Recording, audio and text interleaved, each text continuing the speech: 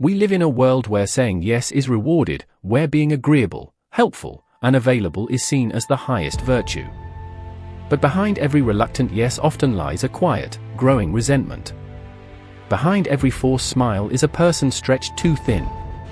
And the truth is, one of the most powerful acts of self-respect, one of the greatest expressions of inner freedom, is the ability to say no. Not out of cruelty. Not out of selfishness. But out of clarity. The Stoics knew this long before modern psychology confirmed it. They understood that living a good life meant aligning your actions with your values, not with everyone else's expectations. They warned against the loss of the self in the chaos of social approval. Because at its core, people-pleasing is not kindness. It is fear. The fear of being disliked, of disappointing others, of standing alone. But the Stoics believed that truth and virtue must never bow to fear. Marcus Aurelius, the Roman emperor and Stoic philosopher, wrote in his private journal, "If it is not right, do not do it. If it is not true, do not say it." There's no footnote that says, "unless someone pressures you." There's no asterisk that adds, "unless they'll be mad." The Stoic path demands integrity, not obedience. And yet so many of us find ourselves saying yes to things we don't believe in, agreeing to things that drain us, just to maintain an image or avoid a moment of tension. But what do we lose in the process? Time.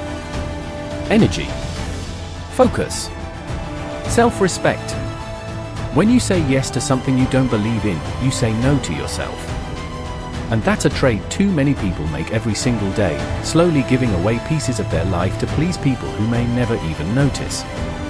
Epictetus, a former slave-turned-Stoic teacher, said it with brutal clarity, "If you want to improve, be content to be thought foolish and stupid." Because improvement requires resistance. Growth demands boundaries. And living authentically will never please everyone. The Stoics didn't see popularity as a virtue. They saw self-mastery as the true aim. And self-mastery begins the moment you stop performing and start protecting your peace. But here's where modern thinkers back this up. Psychologists have found that chronic people-pleasing often stems from childhood conditioning, from environments where love was conditional, where approval had to be earned.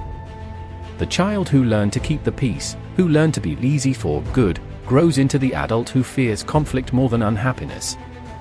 Saying no feels dangerous, even selfish. But the real danger is living a life based on other people's preferences. Dr. Brené Brown, the renowned researcher on vulnerability, puts it this way: daring to set boundaries is about having the courage to love ourselves, even when we risk disappointing others. That's the emotional battle every people pleaser must fight, the fear of disappointing others versus the damage of abandoning themselves. And the Stoics would choose the first every time. Not because they didn't care, but because they cared about the right things: virtue, truth, and freedom. So why is it so hard to say no? Because we confuse rejection with harm. Because we were taught that a good person sacrifices endlessly. Because we're afraid that saying no means losing love, losing opportunities, losing status. But what if the opposite is true? What if the ability to say no, clearly, kindly, and without guilt, is exactly what creates real connection, genuine respect, and lasting peace? The Stoics believed that nothing external, not praise, not wealth, not even relationships, should determine your inner state. They called this living in accordance with nature, meaning living in harmony with your reason, your conscience, your purpose. If someone asks you for something that violates that, your answer should be no, not because you're rude, but because you are anchored. Seneca, the Roman philosopher and statesman, once wrote, "If you do not know to which port you are sailing, no wind is favorable." A person without boundaries is a ship tossed by every current, never steering their own course. People-pleasing is just that, drifting, hoping the winds of approval will guide you safely. But the Stoics knew better. You set your own sail. You choose your direction.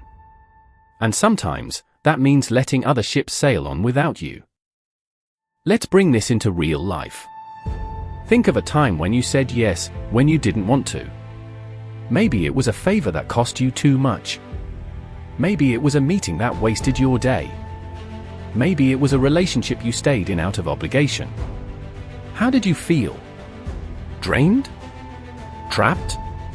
Frustrated? That's the cost of the yes that should have been a no. Now think of a time you said no, and meant it.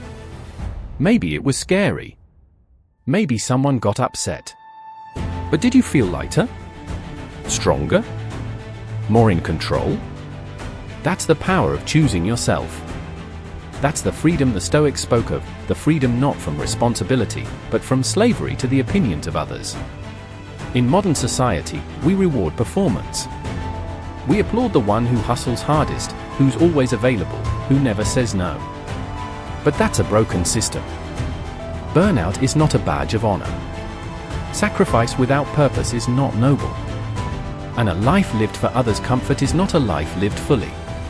The Stoic response to this madness? Simplicity.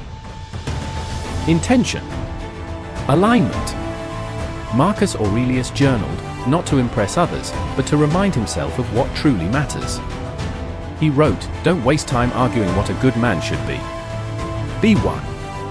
In the same way, don't waste energy trying to be liked by everyone. Be someone you respect. And that may mean disappointing others. Because here's the truth, the people who love you will respect your no. And the ones who don't respect it never truly loved you. They loved your compliance. They loved what you gave them. But real connection isn't built on endless yeses. It's built on honesty. Boundaries don't push people away, they filter out the ones who were never meant to stay. So how do we start saying no? First, get clear on your values. What truly matters to you? What kind of person do you want to be? If an invitation, request, or demand pulls you away from that, it's a no. No apology needed.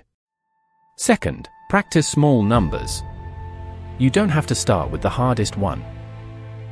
Say no to an unimportant meeting. Say no to a social event you don't enjoy. Build the muscle. Get used to the discomfort, it fades with time. Third, say no without over-explaining. A simple "I'm not available for that" or "that doesn't work for me" is enough. You don't owe anyone a justification for honoring your limits. And lastly, remember this, every no is a yes to something else. A yes to rest. A yes to focus. A yes to authenticity. A yes to your own well-being. The Stoics weren't against people. They were against enslavement, including the kind we create with our own people-pleasing tendencies. They believed in service, yes, but not servitude. They helped others from a place of strength, not exhaustion. They gave freely, but never at the cost of their integrity. And that's the difference.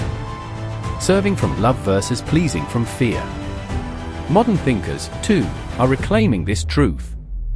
Dr. Gabor Mate, a trauma expert, writes about how many chronic illnesses have roots in unexpressed emotions and people-pleasing behavior. Being nice at the expense of your truth, he says, can be deadly. And he's not being dramatic. The body keeps score. Your nervous system knows when you're living a lie. Saying no isn't rejection, it's revelation. It reveals your priorities. It reveals your strength. It reveals the life you're actually trying to build. You don't need to be rude.